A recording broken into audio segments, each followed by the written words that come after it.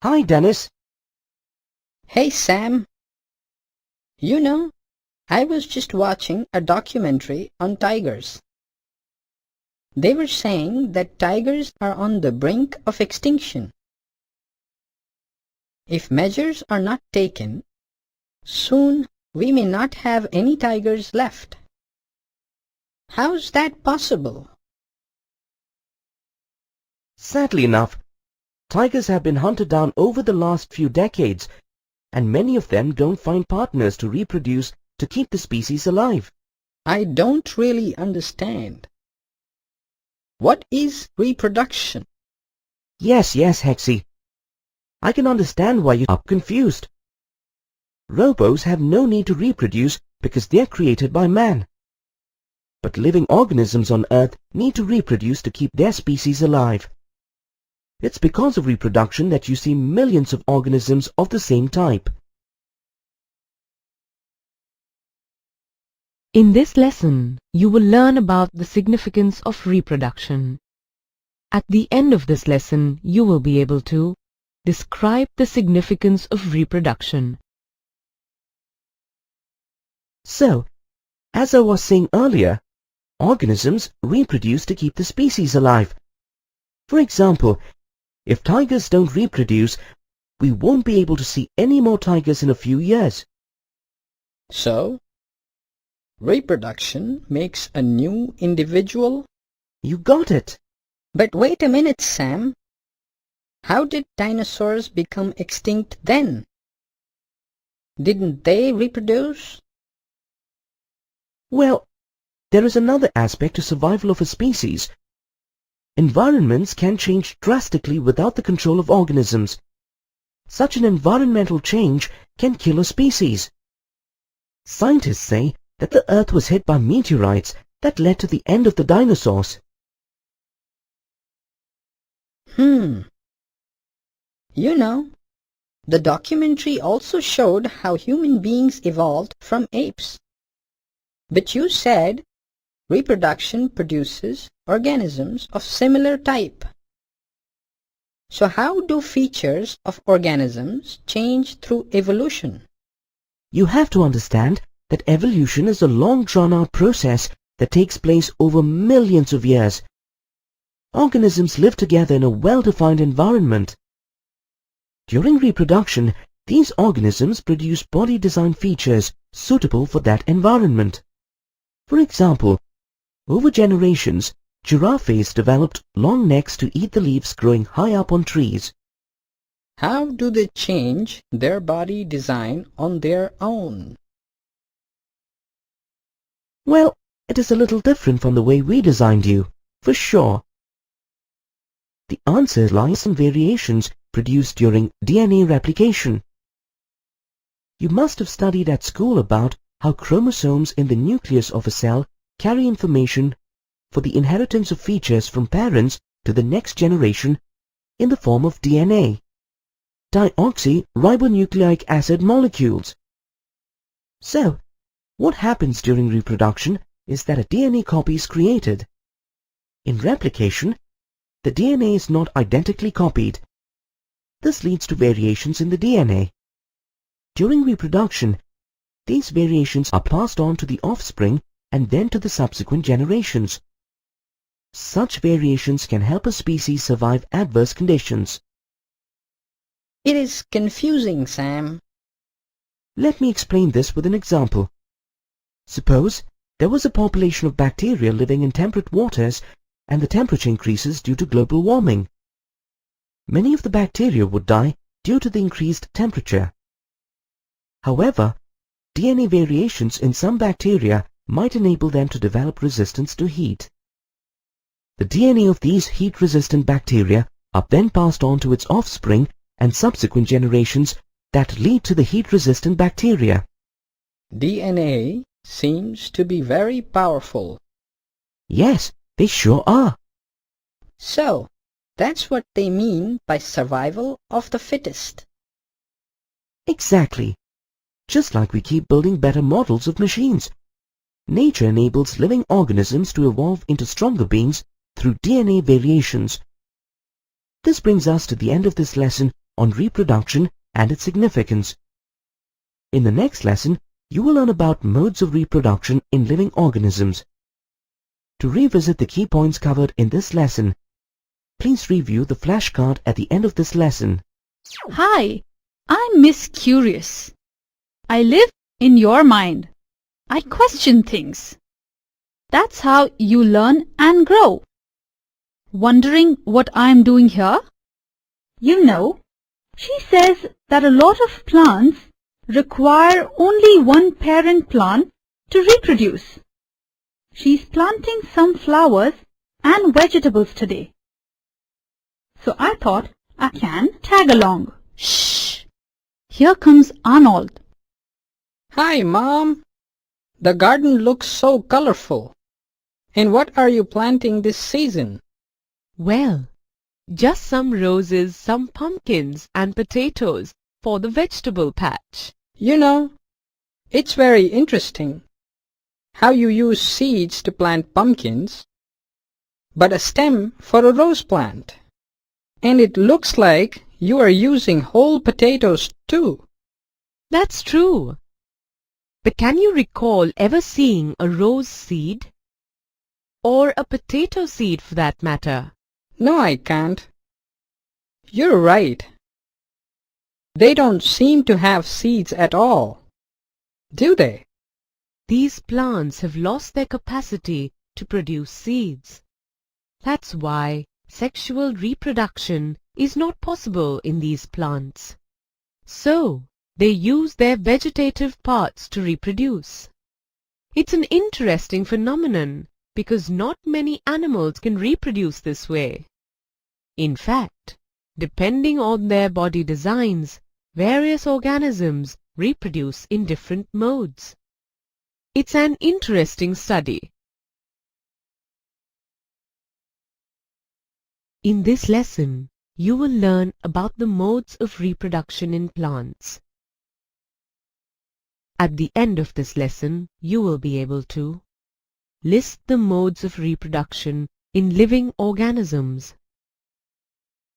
Explain how the mode of reproduction of an organism is related to its body design. Explain how unicellular organisms reproduce by fission.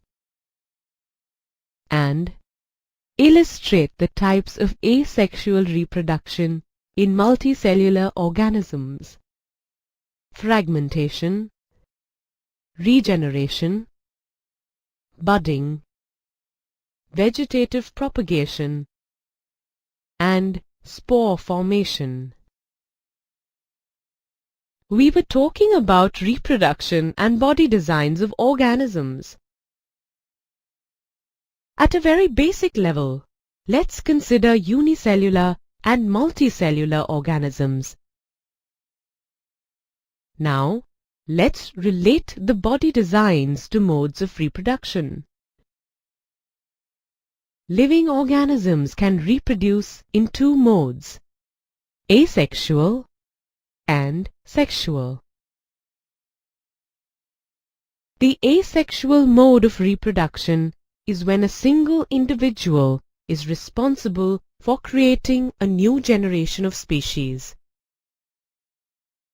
For example, new plants are grown without the production of seeds.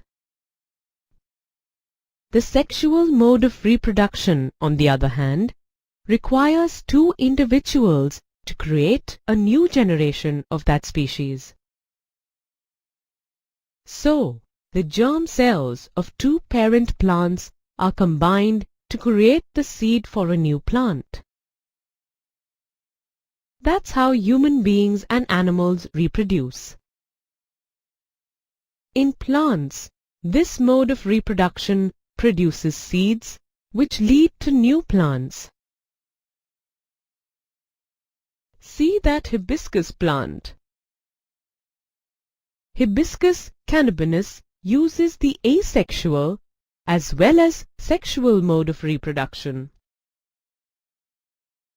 Let's first look at the simpler mode of reproduction, that is, the asexual mode. The asexual mode of reproduction can take many forms: fission, fragmentation, regeneration, budding, vegetative propagation, and spore formation. Wow! So many ways of reproduction. True. But let's begin at the very beginning. Can you think of a simple unicellular organism? How about amoeba? Good example. Amoeba is a unicellular organism that reproduces by cell division. You mean a cell dividing into two or more cells? Exactly. It is also called fission. The mother cells divide to form the daughter cells. Many different patterns of fission have been observed in amoeba. In fact, in organisms like amoeba, the splitting of the two cells during division can take place on any plane. This is called transverse binary fission. Oh, so do all unicellular organisms reproduce like that? Not really. Let's look at a unicellular organism that has a more organized body design. For example, the Leishmania. Leishmania have a whip-like structure at one end of the cell. Binary fission occurs in a definite orientation in relationship to the whip-like structures. Leishmania? The name sounds very familiar. Probably because it causes black fever.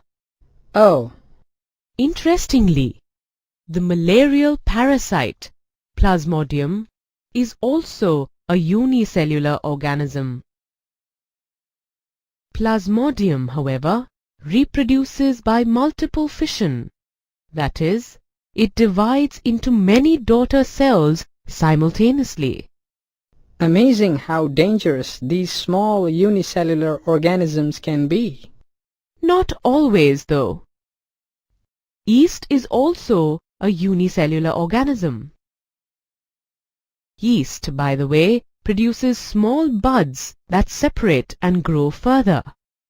And how about multicellular organisms? Do any of them reproduce like unicellular organisms do? Well, multicellular organisms can reproduce asexually as well as sexually. But to answer your question, some of the reproductive methods used by unicellular organisms do work with multicellular organisms that have relatively simple body organization. Remember the slimy filamentous green masses that you can see developing on the surfaces of some ponds? That's Spirogyra. Spirogyra reproduces by fragmentation. It simply breaks up into smaller pieces upon maturation. Ah, so each piece or fragment grows into a new individual. That's right. What about other multicellular organisms? Why can't they reproduce by fragmentation? Because they are not just a random collection of cells. They consist of specialized cells organized as tissues. Tissues are organized into organs, placed at definite positions on the body of the organism. Cell-by-cell division wouldn't lead to another individual in such cases, like human beings. Can you imagine a brain cell breaking off and developing into a complete human body? No. I see what you mean.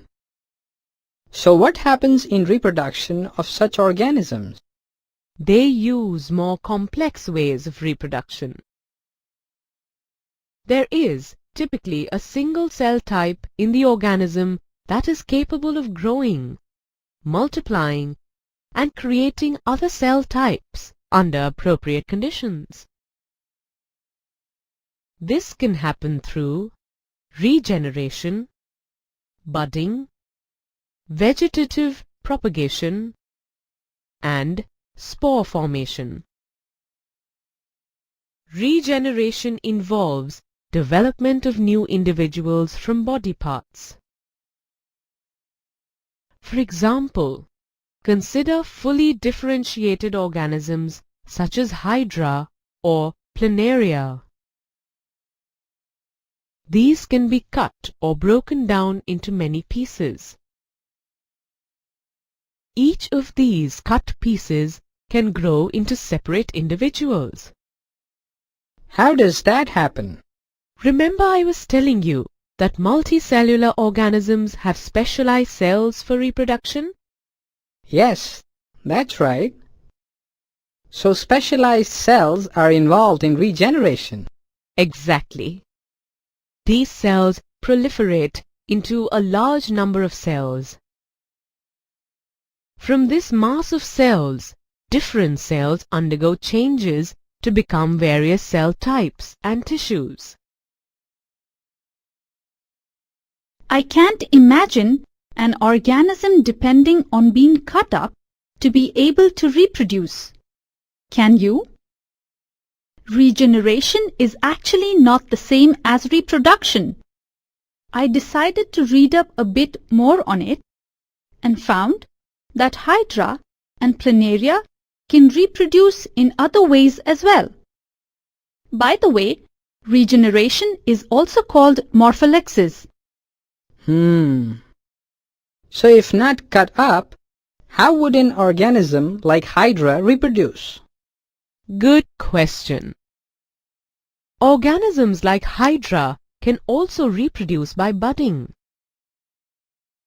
They use regenerative cells for reproduction in the process of budding.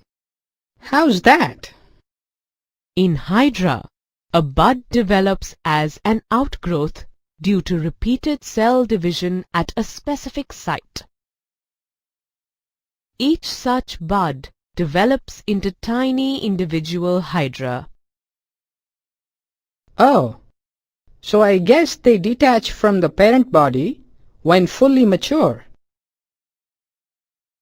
and become independent individuals? Exactly. Now let's get back to your original question about what I'm planting here. Can you tell me which out of these plants reproduces asexually? I guess the rose plant. You planted just the stem. That's right. Rose plants reproduce through vegetative propagation. Vegetative propagation involves production of new plants using the vegetative parts of an existing plant. Can you recall some other plants where the stem is used for vegetative propagation? Let me think. That looks like something you could grow from a stem. How about sugarcane? Very good. You can grow a new sugarcane plant from a part of the stem of the parent plant. In fact, a similar method of vegetative propagation can be used for bananas, oranges, and grapes. But what's that you have there? You seem to have tied two rose stems together. Oh, that's called grafting. Through grafting, you can take vegetative propagation one step further and get some desirable characteristics in your plant. In grafting, the tissues of one plant are encouraged to fuse with those of another. I grafted the stems of roses of 2 different colors. I'm hoping to get a rose in a different shade as the characteristics of the 2 roses combine through grafting. You know, grafting is used in some interesting ways. Sometimes gardeners graft related potatoes and tomatoes so that both are produced on the same plant, one above the ground and one under the ground. An amazing concept, isn't it? That sounds really cool. But how about propagation through a leaf or a bud? Come over here. Let me show you. This is a bryophyllum leaf. See the buds on the tip of this leaf? When this leaf touches moist soil, each bud grows into a new plantlet. These plantlets eventually drop off and root. Wow! That could produce a lot of plants. But let's go in for a bit. I am hungry.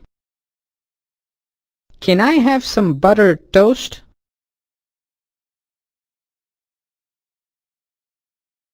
Quite a few plants here.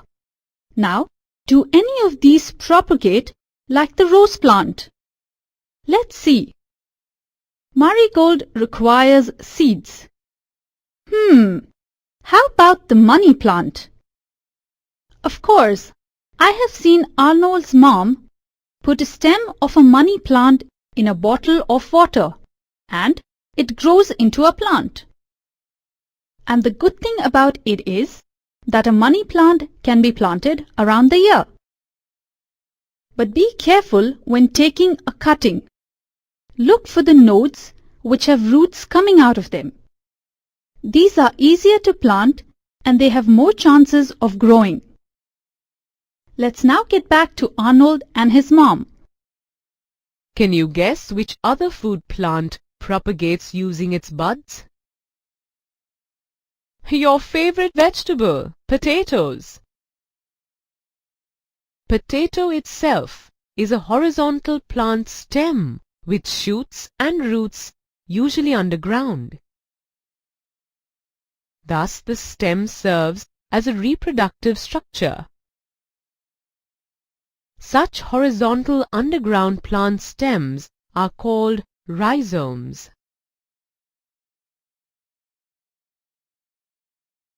Look at this potato here. See those buds and notches? If you cut a potato into small pieces, each with a bud or a notch, and place them on a moist cotton piece, each piece could produce a new rhizome in a few days. That's quick. Don't seeds take a long time to produce new plants? They do. Vegetative propagation is generally faster than sexual reproduction. That's one of its advantages. Can you think of other advantages of vegetative propagation? Well, it requires only one parent, doesn't it? Good observation. But there's more. Let's figure out what the other advantages can be. Remember, plants like bananas and roses have lost the capacity to produce seeds. Vegetative propagation helps in reproduction of such plants. Lastly, observe this rose plant and its parent plant. Can you make out any significant differences? Not really, right? Plants produced through vegetative propagation are genetically similar enough to the parent plant to have all its characteristics. Okay, now for your breakfast. And where's the bread? Here it is. Looks like we forgot to keep it in the fridge last night. It seems to have something growing on it. Uh-oh, we can't use this bread.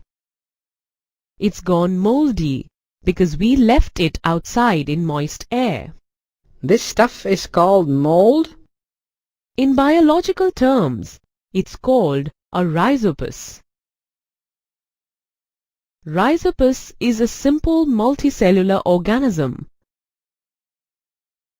Rhizopus or bread mold can grow when bread is exposed to moist air.